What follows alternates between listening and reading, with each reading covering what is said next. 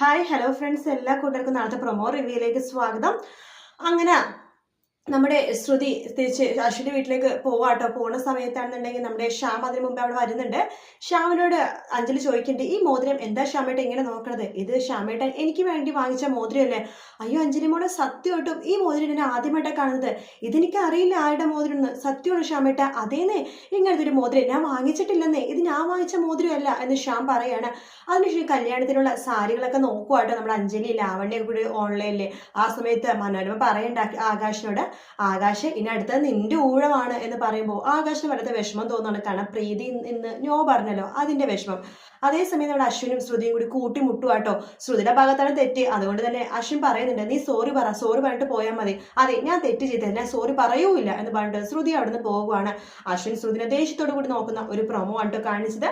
Video ഇഷ്ടപ്പെട്ടെങ്കിൽ like ചെയ്യുക, subscribe ചെയ്യുക, കമന്റ് ചെയ്യുക. മറ്റൊരു വീഡിയോ വീണ്ടും കാണാം. Take care, bye bye.